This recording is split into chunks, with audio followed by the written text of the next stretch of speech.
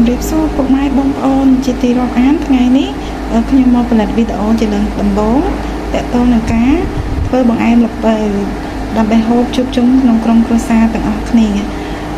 ការចែកចាយនៅក្នុងវីដេអូនេះទាក់ទងនឹងការធ្វើបង្អែមល្ពៅនេះមានរូបគ្រឿងផ្សំដូចជាបងប្អូនដូចជាល្ពៅកន្លះផ្លែស្ករសកន្លះចានខ្ទិះដូងខ្ទិះដូងកន្លះគីឡូសាគូមានប្រភេទជាសាគូដង្កូវនិងសាគូមូលបងប្អូនហើយជាដំបូងខ្ញុំបានដាំដាក់ឆ្នាំងខ្ទិះដាំចានៅពេលដែលខ្ទិះដូងបានពុះរួចរាល់ហើយយើងអាចដាក់គ្រឿងផ្សំជាដំបូងចូលដូចជាសាគូបងប្អូនយើងអាចដាក់សាគូចូលបានចាខ្ញុំដាក់សាគូចូលហើយនៅពេលដែលទឹកខ្ទិះដូងពុះ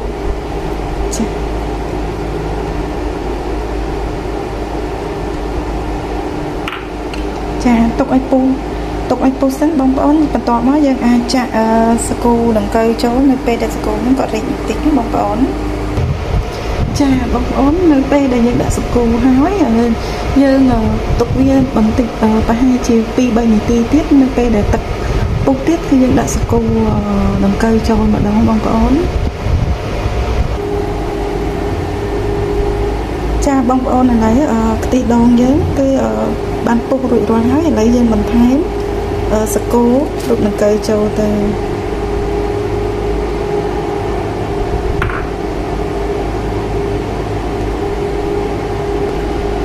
ចានៅពេលដែលយើងបានដាក់សាគូដង្កូវចូលហើយខ្ញុំបានទុករហូតរយៈពេល 5 នាទីទៅ 10 នាទីរហូតដល់សាគូរបស់យើងរីកយើងអាចចាក់ស្ករសនិងអំបិលចូលបន្ថែមទៀតបានចា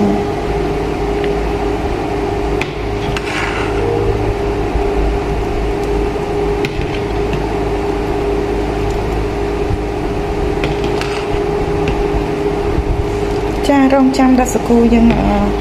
រៀងទន់បន្តិចហើយបងប្អូនយើងអាចដាក់ស្ករសបន្ថែមចូលនិងអំបិលបន្ថែមចូលបន្តទៀតច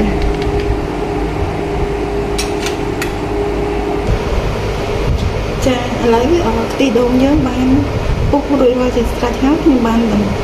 បន្តអាចបន្តបន្ថែមខ្ទិះដូង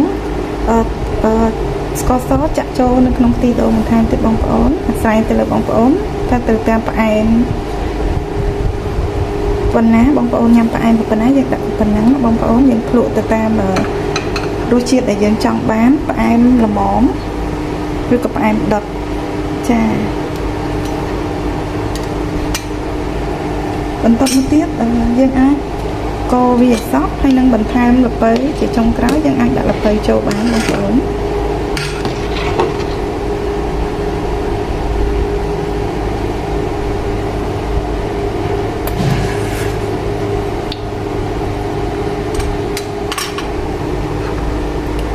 បន្ថែមស្ករសទៀតព្រោះអត់ទាន់ផ្អែមបងប្អូនអាចភ្លក់ទៅតាមរសជាតិបងប្អូនចង់បានផ្អែមដុតឬក៏ផ្អែមមធ្យមអញ្ចឹងបងប្អូនហើយទៅយើងអាចបញ្ចាក់ល្ពៅចូលចា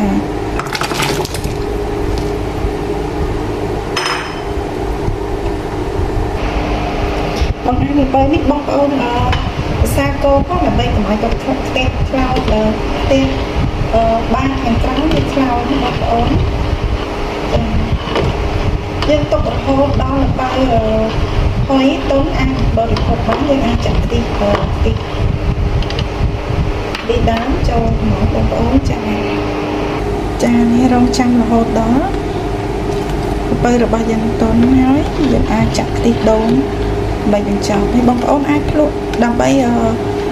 ទទួលបាននៅរសជាតិដែលបងប្អូនចង់បានថាផ្អែមដុតឬក៏ផ្អែមតិចតាមបងប្អូនចូលចិត្តបរិភោគបានដូចគ្នាណាបងប្អូនចា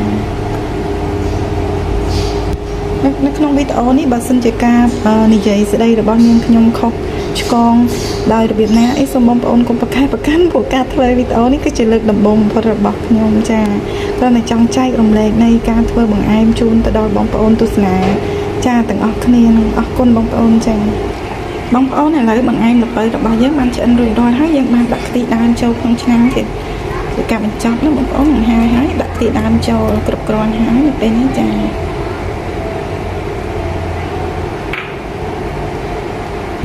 ង្អែមល្ពៅរបស់អ្នកខ្ញុំបានរួចរាល់ហើយបងប្អូនចេញមកភាសាជាមួយគ្នាបងប្អូនណាបង្អែមល្ពៅចាជួយអ្នកភាសាដល់គ្នាបងប្អូនចាអរគុណ